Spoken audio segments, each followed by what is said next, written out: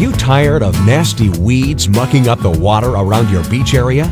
If you've used chemicals, back-breaking water rakes, or even tried an expensive harvesting service only to have the weeds return, imagine how nice it would be to eliminate those troublesome weeds from the waterfront once and for all. The innovative Prairie Weed Roller can do just that. The Weed Roller's breakthrough design slowly and continuously rolls along the bottom, detaching weeds and agitating the lake bed, allowing silt and sediment to float away. Your beach is now a cleaner, natural environment ideal for swimming and other water activities. The Weed Roller easily attaches to any dock or can be mounted to a stationary tripod system. Then let the Weed Roller go to work.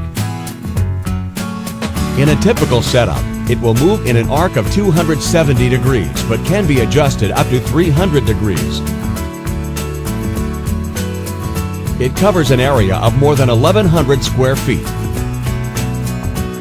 Add additional lengths and you can increase the coverage area to over 3,200 square feet. Listen to what the folks at Geneva Beach Resort in Alexandria, Minnesota say about their Prairie Weed Roller. Our swimming area is weed-free, and guests really appreciate the improvement. There's a lot more activity and enjoyment of the sandy bottom. Michael and Lynn Tanner of Lansing, Michigan said, "We have sandy, weed-free areas on both sides of our dock, perfect for the young grandkids to play."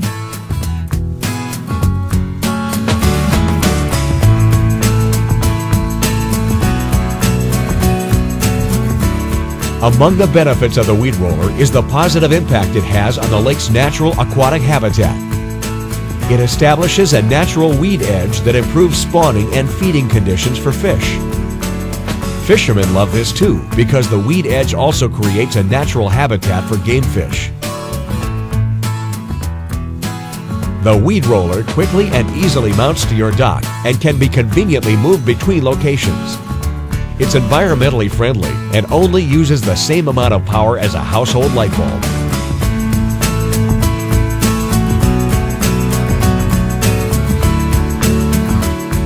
Finally, a hands-off and chemical-free solution that keeps unwanted weeds under control year after year.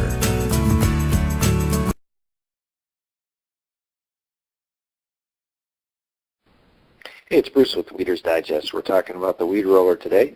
The Weed Roller comes with a power head just like you see right here, and then you can extend out to a 21-foot, 28-foot, or even up to a 35-foot arm. And now you got to remember that will double, so if you wrap it around 270 degrees around your dock or pier, that 35 feet becomes 70 feet.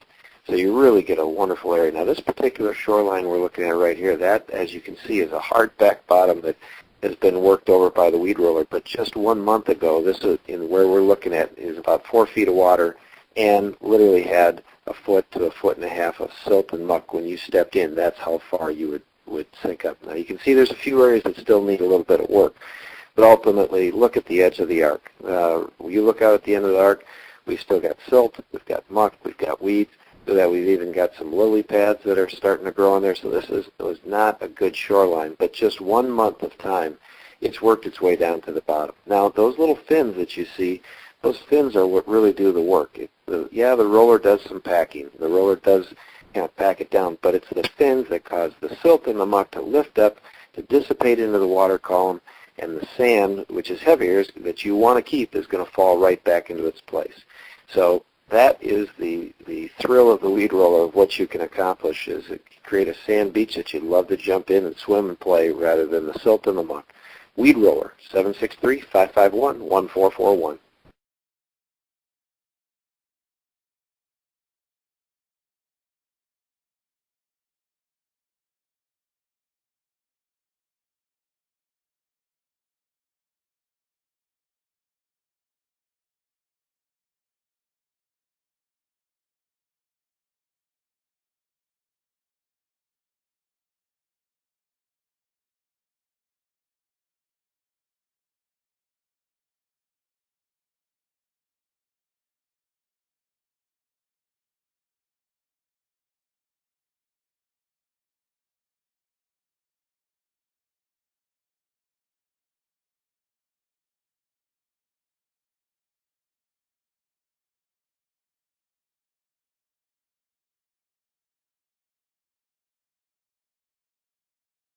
begin installation of your weed roller by first lining up the roller adapter and 3 aluminum rollers.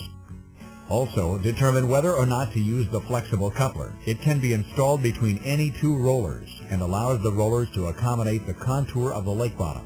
If your lake bottom drops off, install the flexible coupler at the point closest to the drop-off. Attach the roller adapter to the first roller with 4 3/8 inch by 1 inch bolts, washers, and nuts.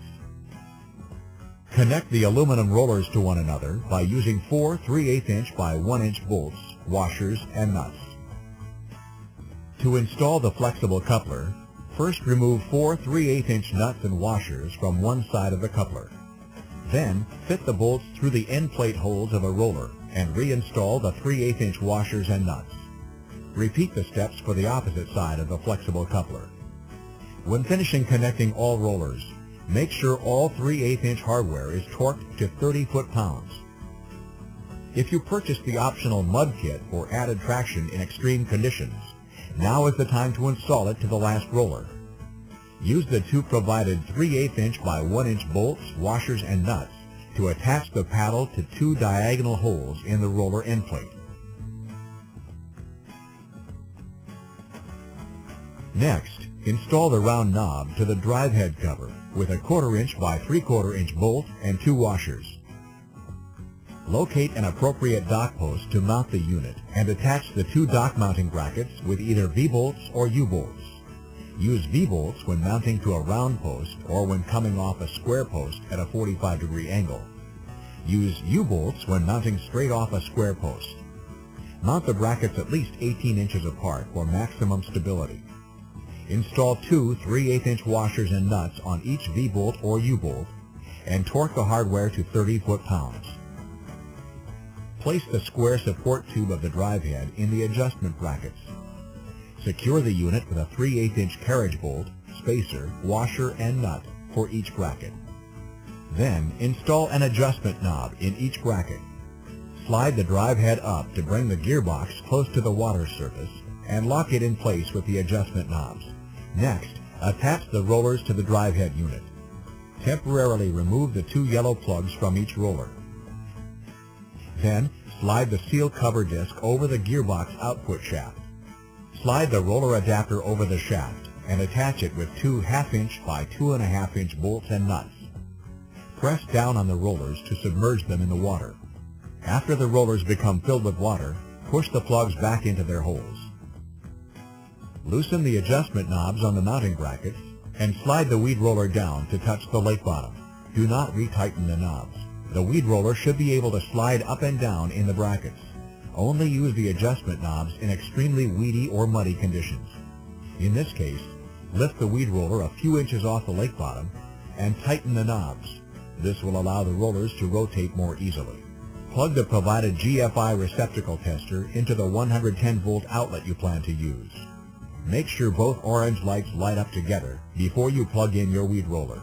The decal on the tester provides an explanation for all light sequences. Drive the power supply box stake into dry ground and route the provided extension cord from the weed roller to the power supply box.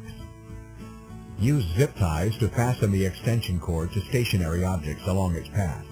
Don't run the extension cord through water. Make sure the weed roller is not plugged into the power supply box yet, and use an outdoor extension cord to plug the power supply box into the outlet you checked with the GFI tester.